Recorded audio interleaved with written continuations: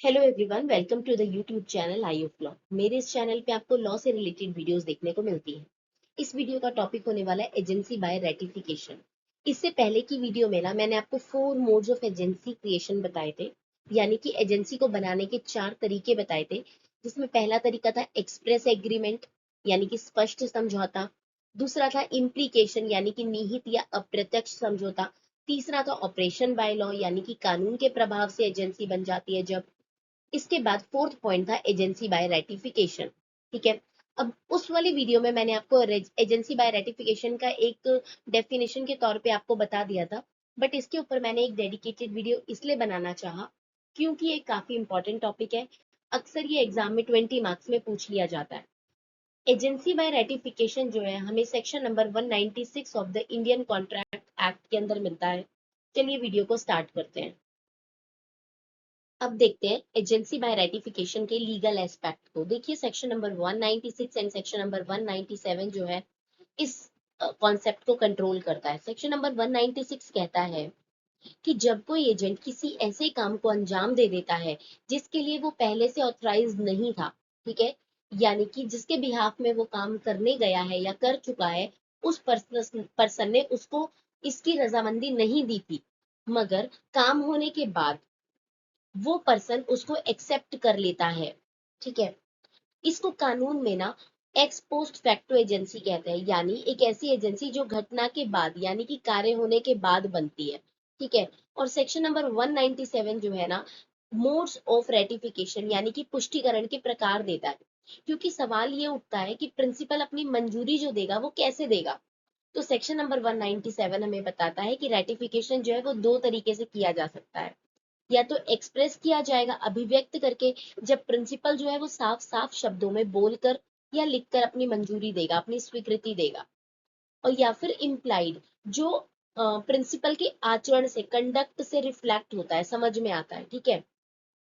इसका ना सबसे बड़ा रूल ये है कि जब आप किसी पुराने कंडक्ट को अडॉप्ट करते हैं तो कानून ये नहीं मानता कि आपने उसको आज से अडॉप्ट किया तो एजेंसी आज से बनी है, बल्कि कानून ना उसको बैक डेट में जाके मानता है कि जब वो काम किया गया था। ठीक है। यानी कि एजेंसी उसी पिछली डेट से वैलिड थी, ये मानेगा कानून। ठीक है। तो ये एक तरीके से ना पुराने कंट्रैक्ट के ऊपर ना एंडोर्समेंट होता है, यानी कि प्रसंकल्प होता है। इसको एक एग्जाम्पल के लिए देखो। ए ने बिना बी से परमिशन लिए बी का पैसा लोन पर दे दिया, किसको? सी को। ठीक है।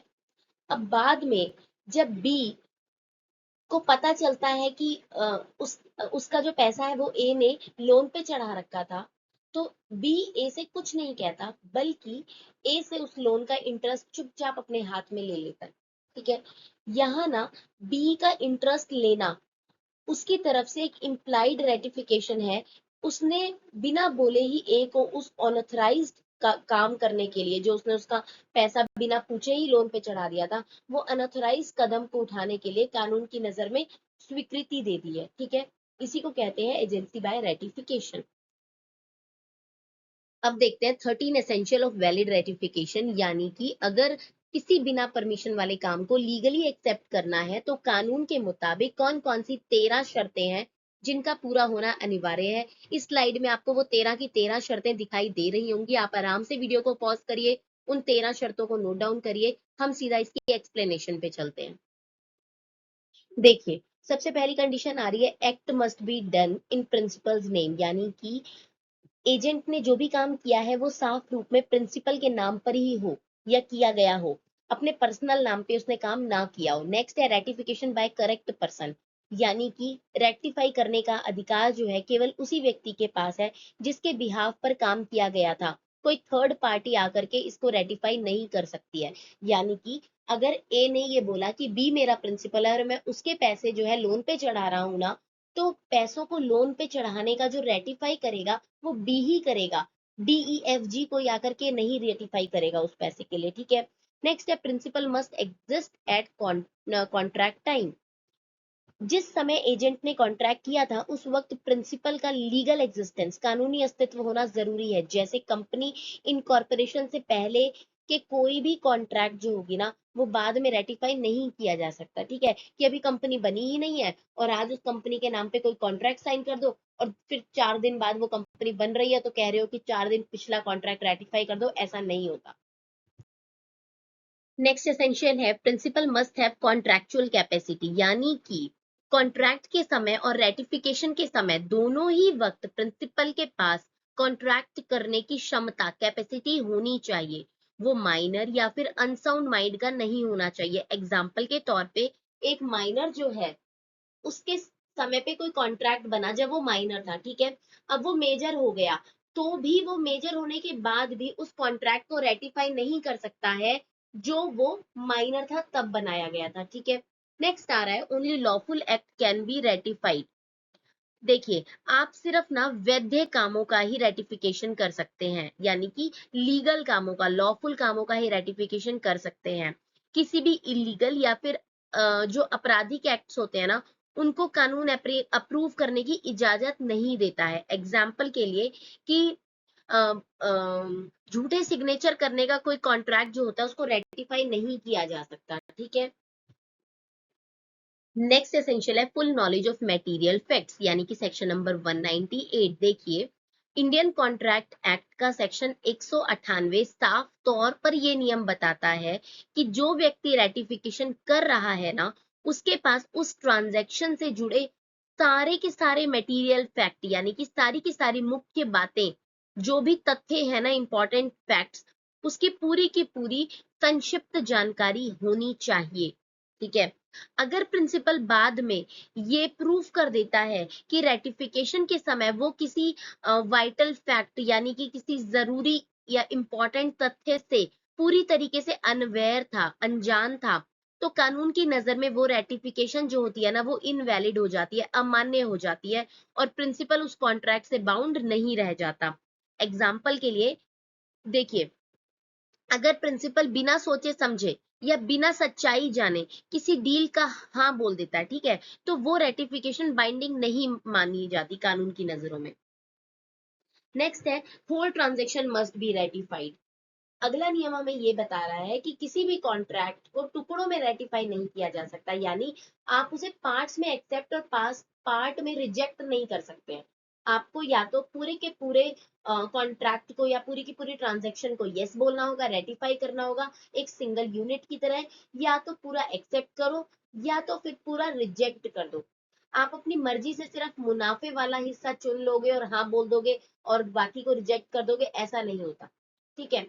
इस पॉइंट को क्लियर करने के लिए ना नीचे ना एक एग्जांपल दिया गया, देखो, अगर आपका एजेंट आपकी इजाजत के बिना मार्केट से 20 बॉन्ड्स खरीदता है तो प्रिंसिपल के पास दो ही रास्ते हैं, या तो वो पूरे के पूरे 20 बॉन्ड्स को एक साथ रेटिफाई कर दे या तो पूरे के पूरे कॉन्ट्रैक्ट को रिजेक्ट कर दे। प्रिंसिपल ऐसा नहीं कर सकता कि मैं सिर्फ 12 के लिए अप्रूव करता हूँ 8 के लिए रिजेक्ट करता हूँ, ऐसा नहीं हो सकता है।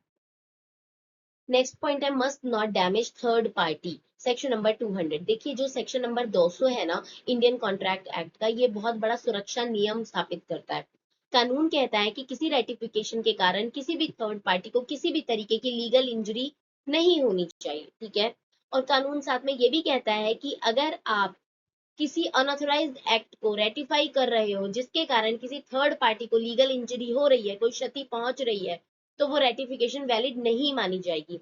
एग्जाम्पल के तौर पे मानो कि अगर लैंडलॉर्ड का कोई एजेंट है, ठीक है, वो बिना अथॉरिटी के किसी टेनेंट को लीज टर्मिनेशन का नोटिस दे देता है तो लैंडलॉर्ड जो है वो बाद में उस नोटिस को रेटिफाई नहीं कर सकता, ताकि टेनेंट को जो है जबरदस्ती बाउंड ना किया जा सके, ठीक है। ऐसा रेटिफिकेशन जो होगा ना अमान्य होगा, ठीक है। नेक्स्ट आता है ratification with in reasonable time. अगला नियम हमें ये बता रहा है कि समय सीमा भी कोई चीज होती है। अगर किसी कॉन्ट्रैक्ट में रेटिफिकेशन के लिए कोई स्पेसिफिक समय सीमा यानी कि कोई कालावधि दी गई है, ठीक है, तो रेटिफिकेशन उसी पीरियड के भीतर होना चाहिए। अगर कोई समय तय नहीं है तो परिस्थितियों के अनुसार एक रीजनेबल टाइम, उचित समय के अंदर ही रेटिफिकेशन हो जाना चाहिए। बहुत ज्यादा देरी जो है वो कानून उसको एग्री नहीं करता, उसको स्वीकार नहीं करता, ठीक है। मान लीजिए किसी टेंडर की परफॉर्मेंस सितंबर के महीने में होनी थी, लेकिन कंपनी के बोर्ड ने उस टेंडर को अक्टूबर में जाके रेटिफाई किया, क्योंकि परफॉर्मेंस की डेट निकालने के बाद अप्रूवल दिया गया है, इसलिए कानून इसे ना हेल्ड टू यानी कि बहुत देर से गया मानेगा, ठीक है। और ये रेटिफिकेशन इनवैलिड हो सकता है, और बल्कि इनवैलिड हो जाएगा। नेक्स्ट है मे बी एक्सप्रेस और इम्प्लाइड। देखिए जो रेटिफिकेशन का तरीका है ना, वो दो तरीके से हो सकता है। पहला है एक्सप्रेस, यानी जब प्रिंसिपल स्पष्ट रूप से बोलकर या लिखकर कॉन्ट्रैक्ट को स्वीकार करता है। और दूसरा है इम्प्लाइड, जहां लिखा या बोला नहीं जाता, बल्कि प्रिंसिपल अपने आचरण से, अपने कंडक्ट से, अपने बिहेवियर या एक्शन से ना उस डील को अपनी मंजूरी दे देता है, ठीक है। जैसे कि मैंने आपको बताया था कि ए ने जो है वो बी का पैसा लोन पे दे दिया सी को, ठीक है। अब बी ने ना इसको क्लियरली नहीं कहा कि भाई तूने ऐसा क्यों किया या तूने अच्छा किया। बी ने चुपचाप ए के द्वारा दिया गया इंटरेस्ट रिसीव कर लिया। अब बी का ये रिसीव करना उसकी एम्प्लाइड अथॉरिटी थी कि हाँ ठीक है, तूने पैसा दिया था, मुझे इंटरेस्ट मिल गया, मजे हो गए, ठीक है। नेक्स्ट है मस्ट बी कम्युनिकेटेड। ये ना एक बेहद जरूरी कानूनी नियम है। रेटिफिकेशन ना तभी वैलिड मानी जाएगी जब उसकी कम्युनिकेशन जो है वो दूसरी पार्टी तक पहुंचाई जाए। सिर्फ अपने मन में सोच लेना या घर के पेपर्स में हाँ लिख देना, इससे रेटिफिकेशन बाइंडिंग नहीं हो जाती है, ठीक है। उसे जो है ऑफिशियली इन्फॉर्म करना अनिवार्य होता है, ठीक है। नेक्स्ट पॉइंट देखिए, ट्रांजैक्शन मस्ट बी सबसिस्टिंग, यानी कि ये रूल कहता है कि जिस ट्रांजैक्शन को आप रेटिफाई करने जा रहे हैं ना, उसका उस वक्त कानूनी रूप से अस्तित्व में होना, यानी कि वैलिडिटी अलाइव होनी उसकी जरूरी है। देखिए अगर किसी कॉन्ट्रैक्ट को थर्ड पार्टी ने आपके रेटिफाई करने से पहले ही कैंसिल कर दिया, रिवोक कर दिया, तो बाद में आप उसे रेटिफाई नहीं कर सकते, क्योंकि डील पहले ही खत्म हो चुकी है। उसे कानून दोबारा जिंदा नहीं कर सकता। एग्जाम्पल के तौर पे ए ने बी के साथ कॉन्ट्रैक्ट किया और ए ने ये शो किया कि वो सी का एजेंट है, मगर बी ने सी के उसको रेटिफाई करने या ना करने से पहले ही कॉन्ट्रैक्ट को खत्म कर दिया, ठीक है। अब सी जो है उस कॉन्ट्रैक्ट को चाह कर भी रेटिफाई नहीं कर सकता, क्योंकि बी ऑलरेडी उस कॉन्ट्रैक्ट को रद्द कर चुका है। नेक्स्ट है अनकंडीशनल एक्सेप्टेंस। अनकंडीशनल एक्सेप्टेंस का क्या मतलब होता है कि जो रेटिफिकेशन है वो हमेशा शर्तहीन होगी, ठीक है। जब प्रिंसिपल एजेंट के काम को एडॉप्ट करता है यानी कि रेटिफाई करता है, तो वो जैसा है वैसे ही उसको स्वीकार करेगा। अगर वो एक्सेप्ट करते समय अपनी तरफ से कोई नई कंडीशन या फिर कोई न्यू टर्म ऐड कर देता है ना, तो वो जो नई शर्त अगर वो रखता है तो कानून उसे रेटिफिकेशन नहीं मानता, बल्कि उसको वो प्रस्ताव यानी कि काउंटर ऑफर मानता है, ठीक है। तो इसका मतलब ये हो गया कि किसी भी वैलिड रेटिफिकेशन के लिए उसका साफ तौर पर कम्युनिकेशन होना जरूरी है, ठीक है। दूसरा उसका लीगल जो है एग्जिस्टेंस जरूरी है, ठीक है, वो रद्द ना हुआ हो। और तीसरा उसका अनकंडीशनल होना भी बहुत जरूरी है। सबसे पहली बात तो एक मेन इंपॉर्टेंट टॉपिक हूं में रेक्टिफाई, जिसको हमने क्लियरली तो नहीं पढ़ा है, लेकिन हमने उसको अपने एसेंशियल्स के बीच में एक पॉइंट में कर लिया कि हु में रेक्टिफाई द कॉन्ट्रैक्ट। तो रेक्टिफाई केवल वही कर सकता है जिसको प्रिंसिपल बताकर जिसके बिहाफ में अनऑथराइज्ड एक्ट किया गया था, ठीक है। कोई भी एक्स वाई जी पर्सन आके किसी एक्ट को रेटिफाई नहीं कर सकता है। अब हम देखते हैं अगर एक बार रेटिफिकेशन हो जाता है ना, तो उसके कानूनी इफेक्ट, लीगल इफेक्ट क्या होते हैं। तो सबसे पहला इफेक्ट आता है retrospective liability of the principal, यानी कि ये सबसे ज्यादा प्रभावशाली इफेक्ट है कि जो रेटिफिकेशन है ना, वो प्रिंसिपल उस अनऑथराइज एक्ट के लिए पूरी तरीके से लाइबल हो जाता है रेटिफिकेशन के बाद, ठीक है। और ये जो लाइबिलिटी है ना, ये रेट्रोस्पेक्टिव होती है, यानी कि भूतलक्षी प्रभाव से लागू होती है, यानी कॉन्ट्रैक्ट उस डेट से बाइंडिंग माना जाएगा जिस दिन एजेंट ने वो काम मूल रूप से किया था, इनिशियल डेट, ओरिजिनली जब वो काम किया था, ना कि उस दिन से जिस दिन से प्रिंसिपल ने उसको रेटिफाई किया है। एग्जाम्पल के तौर पे मान लो मदान ना बिना किसी अधिकार के 20 अगस्त को एक कॉन्ट्रैक्ट करके आ गया, और वासुदेव उसके बाद 28 अगस्त को उस कॉन्ट्रैक्ट को रेक्टिफाई करता है। तो अब वासुदेव जो है लाइबल हो जाएगा उस कॉन्ट्रैक्ट के लिए 20 अगस्त से ही, जब मदान ने वो काम किया था, ना कि जिस दिन वासुदेव ने रेटिफाई किया तब से, ठीक है। तो जो कॉन्ट्रैक्ट होगा वो 20 अगस्त से वैलिड माना जाएगा, और सारी की सारी लाइबिलिटी उसी दिन से मानी जाएंगी। नेक्स्ट है agent released from the liability. ये सबसे ज्यादा प्रभावशाली इफेक्ट है।